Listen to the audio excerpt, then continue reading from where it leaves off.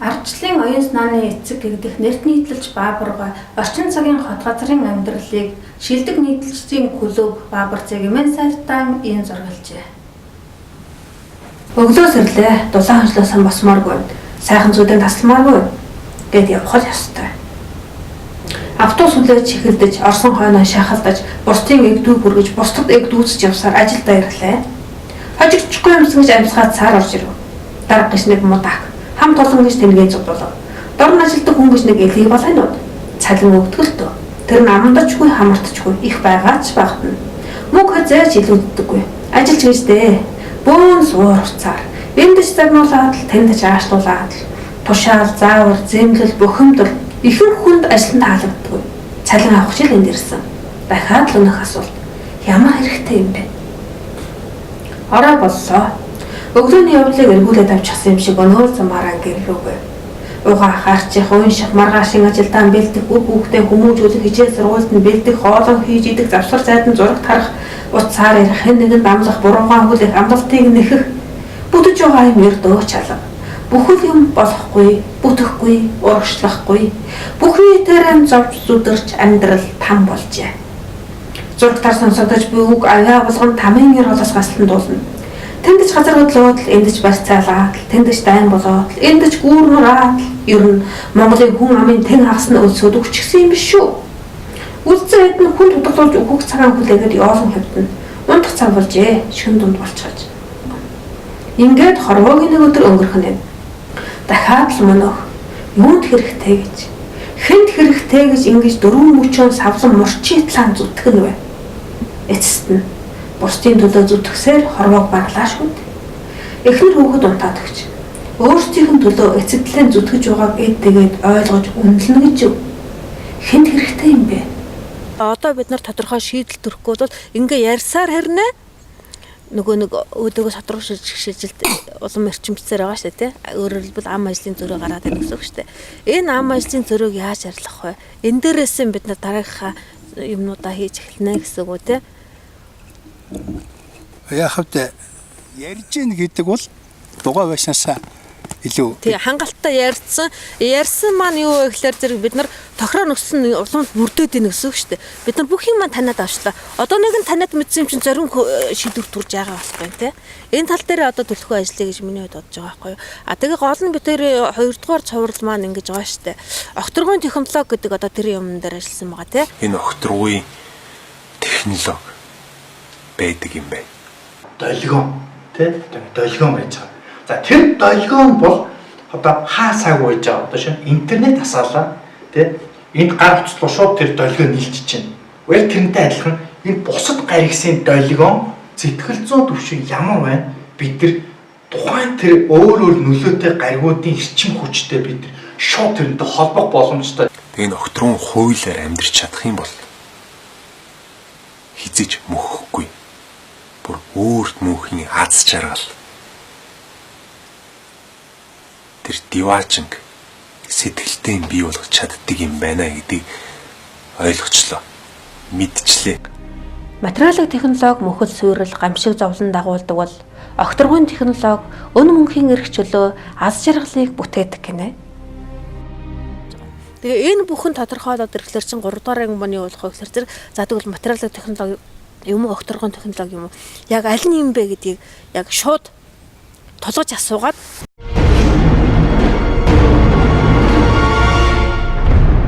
ингээд таны өмнө хоёр сонголт байна. Эхнийх нь цалин авах л гэж дөрвөн мөчөөн савлан мөрчитлан ажиллаж хот хэмээх тамдаан тарчилж үлдэх бол удаах нь эрх чөлөөний нарыг мандуулж уудам дэлгэр хөдөө нутгаан зорих. Ийм хоёр зам таны өмнө байна. Алийг сонгох нь таны мэдэх хэрэг. Би гэдэг хувь хүн хөгжлөвчих юм бодсон ч, аял зугаалж, амж тавьжрах юм бодсон ч, Шинэ нэрэн тоцорлогоо хөл тавин орж шинэ хөдлөөс дутлаггүй суралцахаан бодсон ч, уламжлалаан бодсон ч, шинжилэлэн бодсон ч, ер нь аль талаан бодсон. Ухаан төвөгдөөс суралцах цаг хэдийн иржээ. Эхтэлхийнхээ бүрэн бүтэн байдлыг бодсон ч, үр хүүхдийнхээ саруул гэгэн ирээдүг бодсон ч, өвөг төгчдийнхээ амар тайван амьдралыг бодсон ч, өөрийнхөө эрх чөлөө эрч хүч цог золбоо бодсон ч, Улаанбаатараас сугаран гарч уудам дэлгэр хөдөөнөд тагтаан таран суурших нь үр ашиг ихтэй, гар цохирол багтай, үнэхээр байж улам хамгийн боломжит сонголт гэлтэй. Гэтэл яхаараа уудам дэлгэр нутгаан эзгүүрүүлэн, увайгүй шуналтан, харийн доншуурчд эзэрхийлүүлэн байж бид Улаанбаатарт хахад цацсан чигсэлтэн бай. Тийм ээ. Партай байшин паалантай жорлон. Ердөө энэхэн төдий 5 тухад боогдоод өмнө нь та зөвхөн биеийн 5 тухын төлөө бусад бүгдийг зөлж байсан бол одоо 5 тухайн өрхөж хүсэл мөрөөдөлтөнд хүрэхийн төлөө зориулахыг орчин үеийн танд зөвлөж байна. Your comfort zone is your enemy. One of the biggest ironies I can think of is when you live life trying to stay comfortable, life will send you more and more discomfort.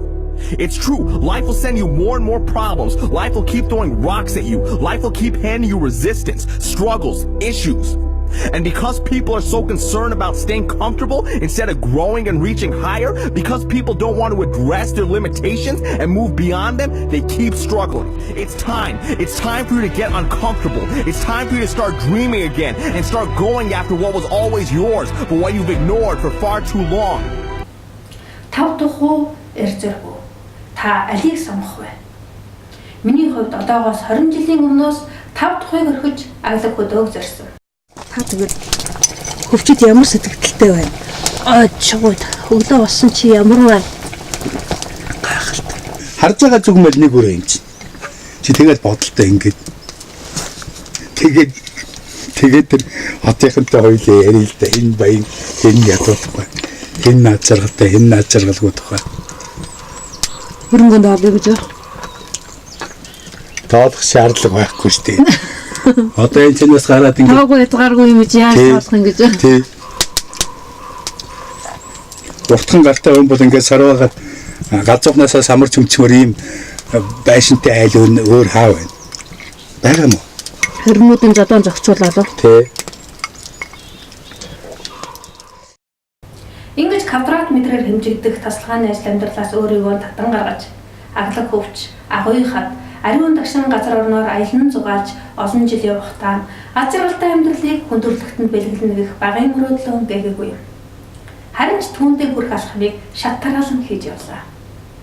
Анх 1995 онд би бурхан болон дэлхийг аварна гэдэг холын том зорилго урлан ажлаасаа гарч байсан бол түүнээс хойш 10 жилийн дараа би 2005 онд туулаа жилдээ тунууд богдоон залаад ховтой хүн хулган жилийг үзнэ гэдэг анхны номоо бичиж хэвлүүлж байсан бол дахиад түүнээс хойш 10 жилийн дараа буюу өнгөрөх 2015 онд дэлхийг аврах төлөвлөгөө хэмээх удирдлагын дор гал үндэсний дуудлага нэртэй 21 ангид цуврал видео хэвлүүлэг хийж онлайн үзэгчдэд хүргэсэн байна. Энэ ерөнхийдөө миний хүсэл зорилгын бодит биелэл гэж болох юм. Учир нь энэ бол миний дотгошоо 10 жил бодож байж, дахиад 10 жил бодлоо муудалж бишиж тайлбарлахын явцад бүтсэн нэг талаараа миний хөдөлмөрийн үр дүнмэт боловч нөгөө талаараа энд миний оролцоо том баг юм.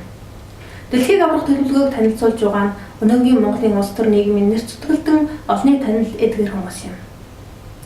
Энэ хүмүүсийн үг хэл үйл хэрэг яхаараа миний хүсэл зорилгын бодит биелэл болдог үлээ гэвэл анх би бурхан болон дэлхийг аварна гэдээ ажлаасаа гарч аглыг зорж ирсэн миний би ариун дагшин газар оноор хэрэн хэсч онгон байгаль зоргоороо аялж явахдаа дотоод сэтгэлийн гүнд давхраа хилээж явсан юм.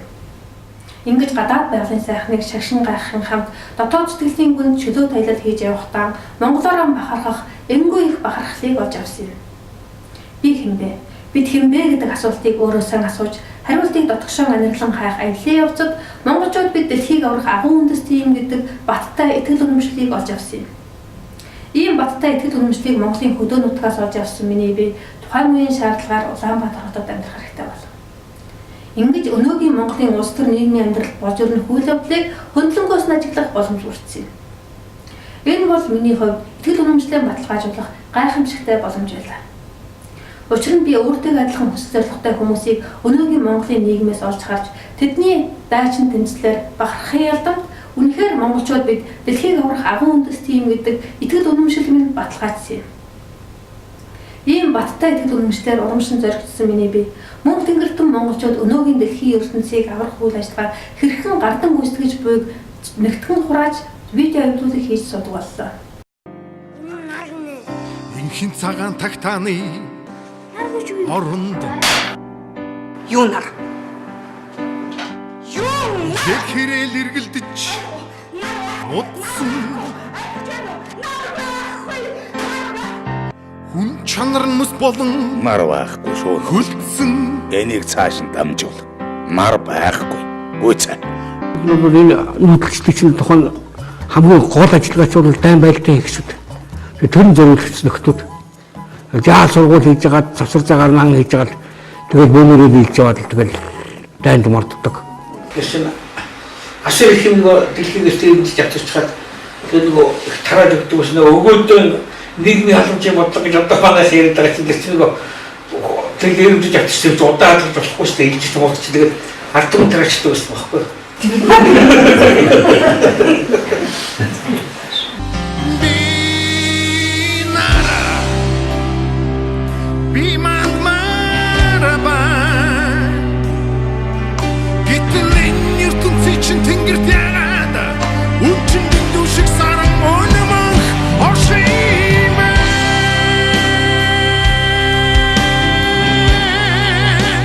Мянга 600 жил бол Ватикан энэ шашны төрөөс Европын ард түмнүүдийг бол сэтгэл зүрх, оюун санаа, бусад ард түмнүүдийг бол шулах, боолчлох эннийхэн гол хэрэгэлсэн энэ л байсан. Тийм ээ. Бид нар бол үзэг юм л да. Гэтэ энэ бол нөгөө харанхуй үе гэдэг чинь хамгийн бүдүүлэг харанхуй үе байсан. Тэр үеийг Европ тулгсан дараа нь загалмаатны дайнууд үе болсноор ойрох торон дээр сүйдсэн.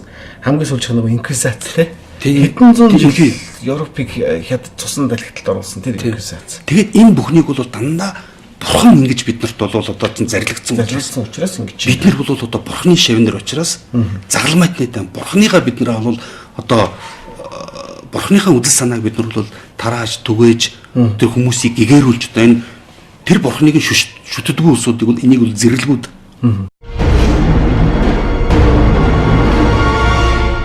Хамгийн их цус дайныг өдөөж ертөнцийг түнэр харанхуйд нөмрүүлсэн нь христч дүү, нүүдэлч дүү. Баабурга үнэн мөнийг яриад байна уу? Эсвэл судлаач болорволд Баатар хоёрыг нар үнэн мөнийг яриад байна уу? Хэрвээ аль нэгийг нь зөв гэж үзвэл та аль талд нь зогсох вэ? Өвдийнхөө сургаалыг өв соёл түүхэн норин дэлэн дээрээ Монгол дээлэн дотроо өвөртөлж ирсэн. Би сүлжин бүдэлж. Тэр бол үйлдэл хийдэг хүн. Бас дан хийх маш дуртай. Энийг цааш нь дамжуул. Мар байхгүй. Гүйцээ. Бид бол норон явсан, модлоход явсан, энтэнд бол байлтаар хүний юм булааж явсан. 1911 онд бүх тэр 50 онд бид нар чинь дундад зуунаас авч ирсэн шүү дээ. Морин улсын модоо тогсон. Цөмөрөө бичих үсэхгүй шахуу тийм л улсаас шүү дээ.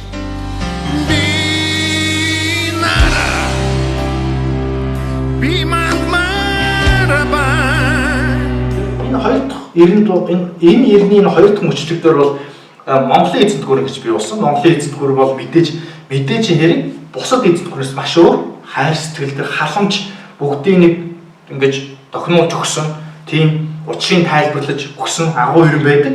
Тэгэхээр монголчуудыг би бол өндөр соёлтой хүмүүсийн нэг байсан гэж бодож байгаа. Өндөр соёлтой хүмүүс гэдэг нь юу юм бэ гэхээр зэрэг тэднэрт ертөнцийг үзэх тогтолцоо төлөв байсан.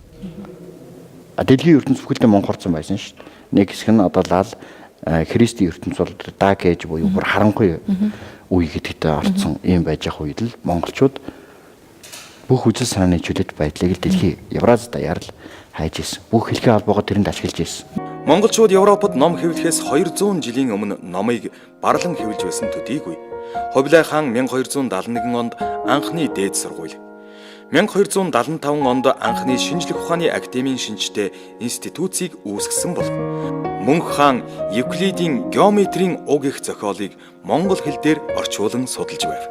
1650 онд Британийн нэрт математикч одон орон судлаач Джон Грэвис өрөндийнхний тооцооллын аргаас маш өндөр түвшинд илүү наривчлалтай тооцсон бодож үйлдсэн Тэнгэрийн оддын масштаб зургийг олж үзээд хачирхан гайхаж хэвлүүлэн тараажээ. Гэтэл уг астрономийн масштабыг 200 жилийн өмнө монголчууд үйлдэж тараан түгээснийг Европын эрдэмтэд сүүлд мэдээд бүр гайхшаа барж байлаа. Энэ түүхэн баримтууд буюу өрөнд орны мэдлэг соёлын солилцоог эхлүүлсэн Pax Mongolica хүн төрөлхтний хөгжил дэвшилд инновац буюу мэдлэгийг солилцсон түгээх эрен үе байсныг гэрчилдэг.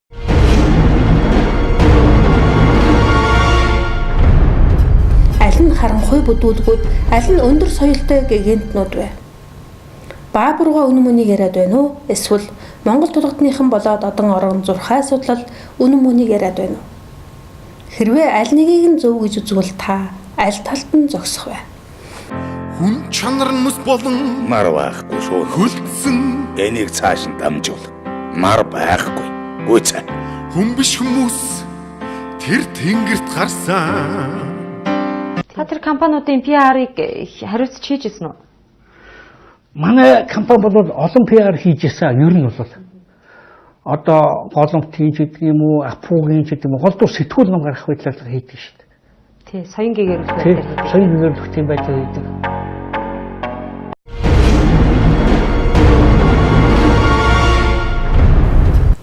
Соён гэгэрсэн газар ухуу, гэгэрээгүй нь ухуу. Гэгэрлийн хүсэгч та аль талд нь зогсох вэ? Үнэхээр ингээд эргээд харахад бол манай уужуулнэр үнэхээр элэг амтрамаар энд манай эмээ амьдарч ирсэн, манай ээж амьдарч ирсэн, манай ах амьдарч ирсэн. Үнэхээр нэрээ элэг цуцсан ийм сайхан газар ингээд усгууд хүрэгчээд бид нар үнэхээр нэрэн багтаж суух байдал юусаа алга байна. Бид нар энэ өстэй хүүхэд ахаасаа ишиг хариулаад маллаад доошо ишгээ хариулаад юм уу малаа хариулаад гарахад энэ доо 3 хулан гэдэг чинь зөвхөн сүргээрээ бэлчдэг анг өөрөө ийм сайхан байсан. Хүн чанар нь мэс болон Мар байхгүй шүү. хөлдсөн Энийг цааш нь дамжуул. Мар байхгүй. Гүйцээ. хүн биш хүмүүс тэр тэнгэрт гарсан. Одоо бодъё л доо. Оюутлахад шууд одоо үр гүйцэтгэдэг юу хамтран ажилладаг 300 компани байлаа. Туслан гүйцэтгэдэг нэлээд 1200 компани байлаа. Тэрэнд хэдэн 10,000 ажилчлаа. Бүгд ажиллаг болсон. Нэгдээ өвчтэй юм болоод. Одоо тэгээд тэр ажилгүй болсон чинь би боддгийн гохин гэж боддгийг арчаагүй. Өнөөдөр өвчтэй болохоор улсын хууль бүгд ингэ өөрчлөлт болдог. Яг өөрөөрөө ажилгүй болоод мөнгөгүй болоод ингэсэн улсууд нь хөдөлж байгаа юм байхгүй. Тийм аймхаа юм уу, тийм бэлтгэгчин юм уу? Эсвэл одоо ерөөсөө яадгийг ингээд тураад өгье гэж боддог шулуунтай гарцсан юм уу?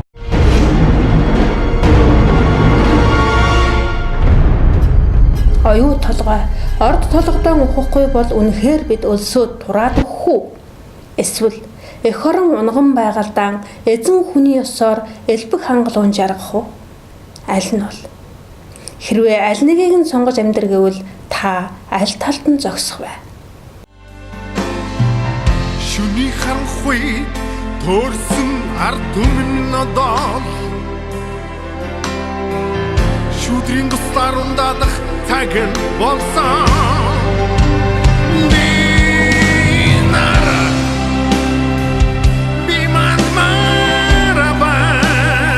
Ямар ч байсан би энэ чинээс эсвэл ялж гарна эсвэл үхэж гарна да. Тэгээ одоо өлсгөлэн зарлаа 5 хоног жин. Хооронд энэ гадаа хүүтнөөтөнд ямар сайн л байх вэ? Тэгвэл бид тэмцлээсээ бухарахгүй. Бид нар үр өөжтөө энэ их орноо бүрэн бүтэн үлдээхийн тулд энэ тэмцлийг хийхээс өөр зам байхгүй болсон. Хүн чанар нь мэс болон Мар байхгүй шүү. хөлдсөн Энийг цааш нь дамжуул. Мар байхгүй. Гүйцээ. хүн биш хүмүүс тэр тэнгэрт гарсан. Жишээ нь ноён уулын тухай ярив. Энэ хүмүүс одоо би одоо энийг хамгаалахгүй басахгүй гэдэг хүмүүс эмхтэй хүн байж төр дотор. Өлсөж хүнгээ сууж явах юм. Энэ ямар зэвсэг тэмцэл хийгээд наач илээ. Харин тийм. Энд чинь үндсүүлэр хориотой шүү дээ. Маш бүх юм дуртай маж ч болдгийг биш шүү дээ. Нийгмийн баялаг хийж үлдсэн ард түмнээ тэмцэж байгаа энэ улсууд гэсэн бол одоо ядахны өөрийнхөө ашигын төлөө энийг эсэргүүцлээ илэрхийлэх байх хэрэгтэй юм шүү дээ. Яагаад энэ орон чинь одоо заавал галзуу солиот толж агсчдаг юм эсвэл үйлчлүүлж болдгүй. Ингээд ерөнхийд нь хараад галзуугийн боловсрол харагдаад байна шүү дээ.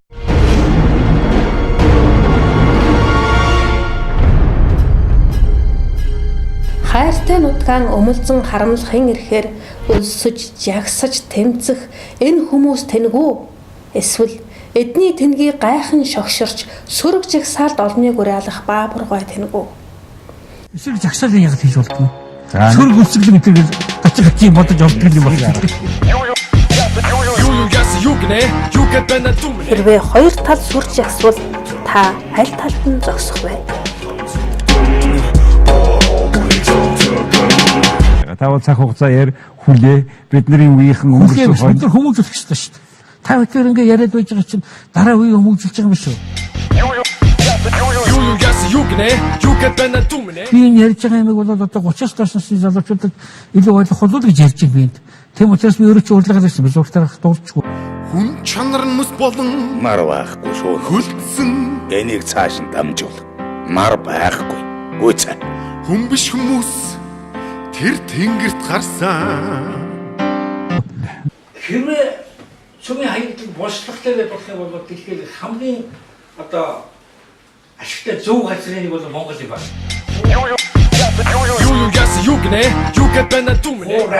Хора өстэй хамгийн дөрөв. Манай хот давсан жолон тавар. Давсан хожоор ирдэг. Дэлхийд хамгийн том одоохонд мөнгөөр боловсрол гэж орсон байхгүй.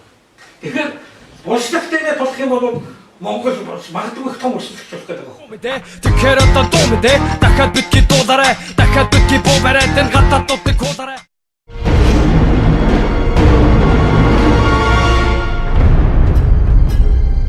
Оростой өрсөлдөөд цөмийн хаягдлыг Монголдоо булшилж мөнгөчхийн төлөө та тэмцэх үү? Эсвэл энэ аимшигтай аюулын эсрэг сурж тэмцэх үү?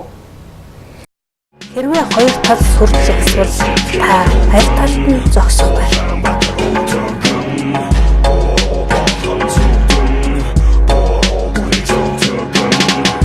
Баабургайн хувьд эх орон газар шороогоон гадныханд зарж нэг баяжчаад гинэн хонгор залуу үеийн тэдэнд зарцалж нэг баяжчаад бас дээр нь миний нутаг Монголын говьд цөмийн хаягдал боловч нэг баяжих сонирхох ёстой гинэ.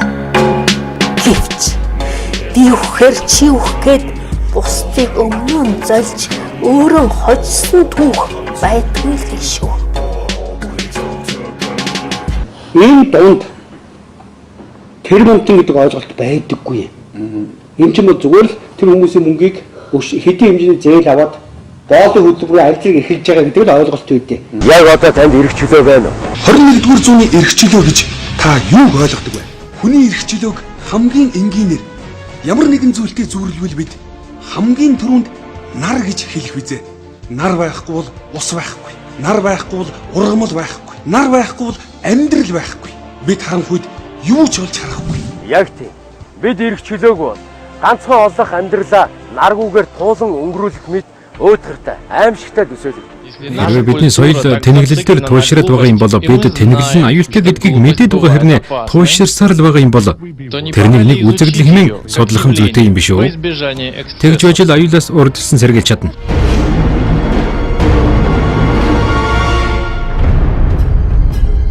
Ингээд таны өмнө хоёр сонголт байна. Эхнийх нь мөнгөний төлөө ажиллаж боолын хөдөлмөрөөр хэр сайн хийж байгаагаа үнэлүүлэх бол хоёрдугаарх нь эрх чөлөөний нарыг мандуулж хүн төрлөختний төөрөгдлийн харанхуйг арилгах. Ийм хоёр зам таны өмнө байна. Алийг сонгох нь таны мэд хэрэг. Гэхдээ энд нэг зүйлийг сануулхад мөнгөний боолууд хизээч сайнаа үтсэн түүх байдгүй гинэ. Та ингээд бүх тэр түүхийг үзээрэй. Ялангуяа эдгэрт үйлчиж улс төрийн эрх мэдлэр тийм нутаг орноо эдгэрт зараад мөнгө цуглуулсан хүмүүсүүд ястаа сая доллароос илүү авсан түүх байдгүй мөнгнөөс. Филиппиний марксыг хар.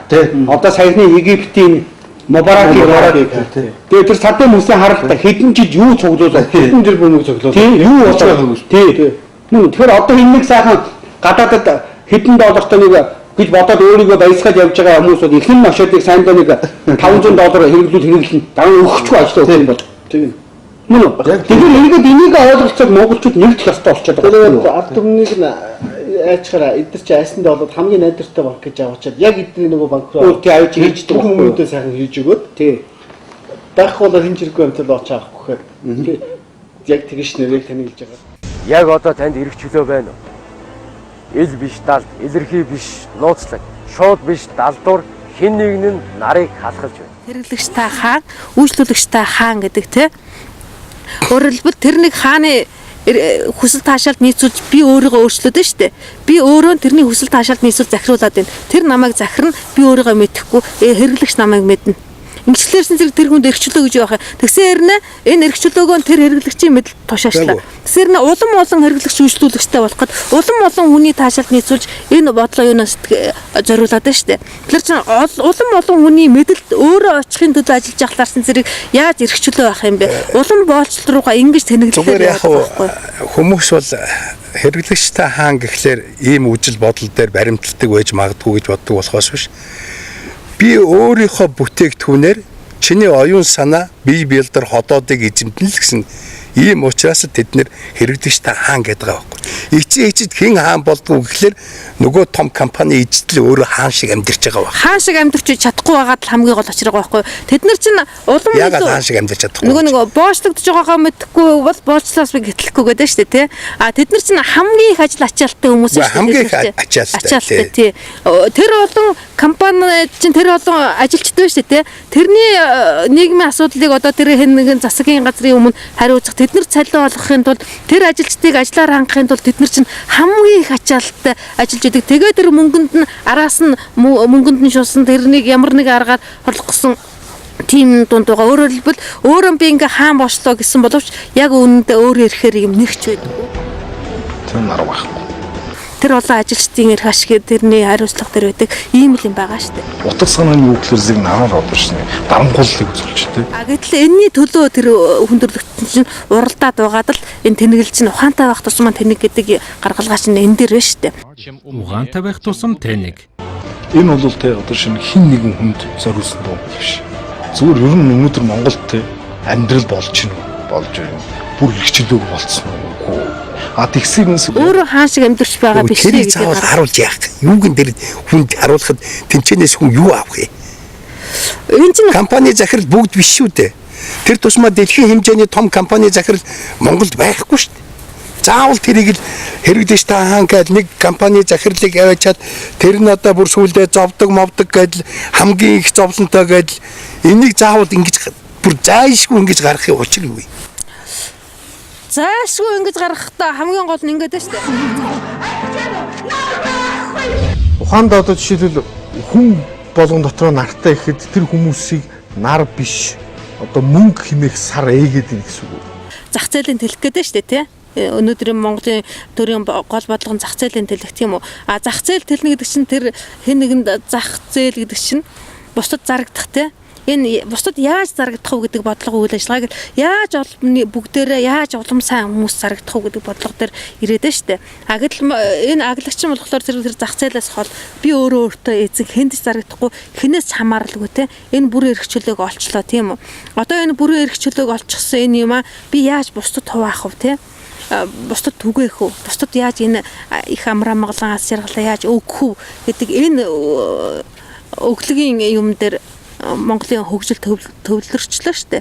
Яагаад бусдад зарагдаж ингэсээр байжгаад бүх юмаа зарцуулж дууслаа ш. Зах зээлийн тэлэх бодлого чинь бүхнийг хүнээс зарцуулаад, байгалийн баялагаас зарцуулаад, бүх юмаа зарцуулаад бүх юм улайгаа те сүрэл юм хүрээд ирлээ штэ.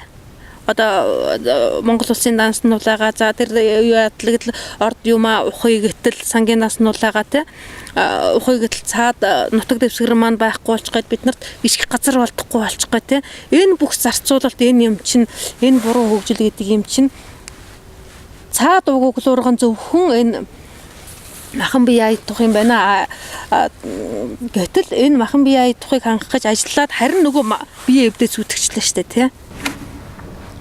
Зах зээлийн тэлэх бодлого нь хэрэглэгчийг хаан дөргөмжилснөөр эрх чөлөөний нарыг халахалж мөнгө хэмээх сарыг мандуулжээ. Сарны туяа нарыг орлохгүй. Мөнгийг зах зээлээс олгох бол эрх чөлөөг зөвхөн аглаг хөдөөгөөс олно.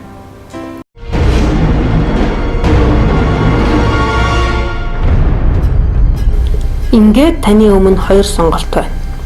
Эхнийх нь хэрэглэгч та хаан гэж дарангуйлан өөрөө бий болгоод бусдын таашаалд нийцүүлэн бусдын эрхээр бодож сэтгэж бусдад зарцлагдан завгүй ажиллах бол удаах нь хар гэртээ би хаан гэд өөрийнхөө эрхийг өөрөө хамгаалж эрх чөлөөний нарыг мандуулан нар дагаж ирэх бусад хөгжил цэцэглэлийг бий болгох.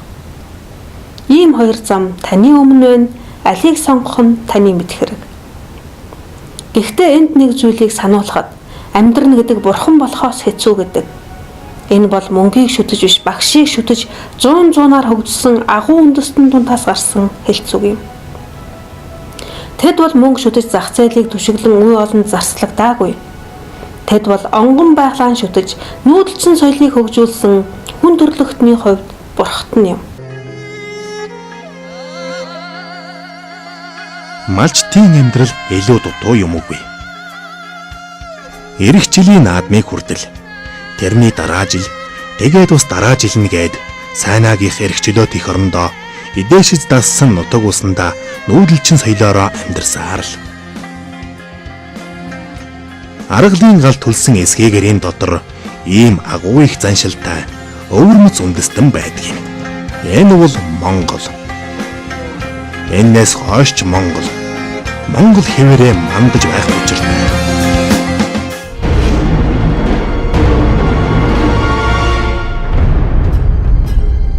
Ингээд таны өмнө хоёр сонголт байна. Эхнийх нь хэрэглэгчийг хаанд өргөмжилсөн зах зээлийн тогоонд сурч боловсрох бол удаах нь зах зээлийн тогоонд чанагдан боловсрч тамийн тарчлаанаар тарчлах үе олныг аврахын төлөө зорж их түүхээсээ суралцах. Ийм хоёр зам таны өмнө байна. Алийг сонгох нь таны мэд хэрэг. Бидний хүсэл зорилго энэ махан биений аятах буюу зөвхөн энэ байр сууц хашаа байшин машин тэрэгтэй энэний төлөө хөгжчлөөрөө зэрэг өнөөдрийн энэ материалын технологиг бий болгоод ухаалаг үйлчлэгийг нэвтрүүлчихсэн. Гэтэл энэ үйлчлэгээ хэрэглээ ухаалаг болгох тусмаа хүмүүс нь тэнэг болоод байна гэдэг шүү дээ. Тэгээ энэ ухаалаг үйлчлэгээ чинь эргээд хүн төрөлхтнийг өөрсдийн хөнөөх хэмжээнд төрчлээ шүү дээ. Одоо тэр уцаар тоглож байгаа 2-3 настай хүүхдүүд чинь нүд тараанаас сонсголоос нах болоод тэгээ сэтгцэн эмгийг тусаал тэгэл ерөөсөн бид нар хүүхдийн төлөө уг нь ажиллаж амьдарч ядал чинь хүүхдээ ингээд хөнөөх төвшин төршлээ те. Хэрэглэгчийг хаанд өргөмжилж ухаалаг хэрэглээ үйлчлэгийг нэвтрүүлсэн хүндрэлтэн өнөөгийн энэ гайхамшигтай хөгжил дэвшлийг байгуулахдаа тархиныхаа чадварын өрдөө 5% ашигласан гэдэг бол монголчууд хүндрэлтнийг эгэн ирээдүйн төлөө эрен дамнан хөгжөхдөн мянганы цаатахыг харж өнөөдөр энэ цаг үед нүүрлэх аюулыг урьдчилан хэлэлцэж аюулаас гэдлэх авралын гарцыг дундад цуун төлөвлөсөн байдаг. Тэр төлөвлөлт ёсоор одоо бид мөххүү, сэххүү гэдгийг шийдэх хариуцлагатай сонголтын өмнө тулан ирээд байна.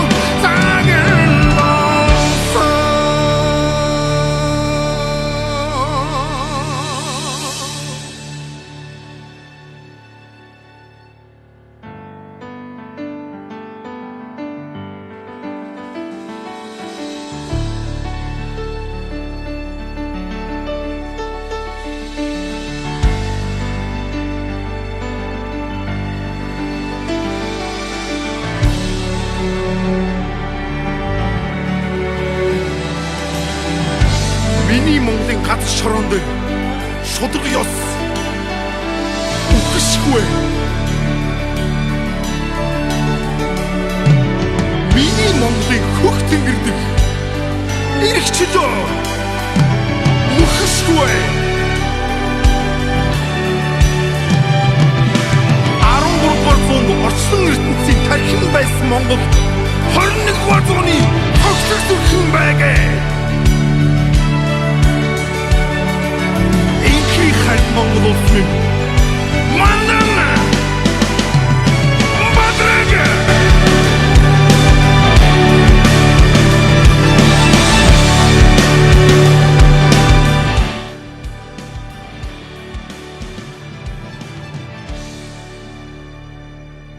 Сүр сүлдт нь уудмагаад уучим. Сүр сүлднийт нь энд тэнций гэв. Хөхрөгчийн цаана хүр гэвээс хүр түгэ. Цайрагчийн цаана гар гэвээс гар тугай. Захгүй хөх тэнгэрийн дор захирагдсан яв тугай.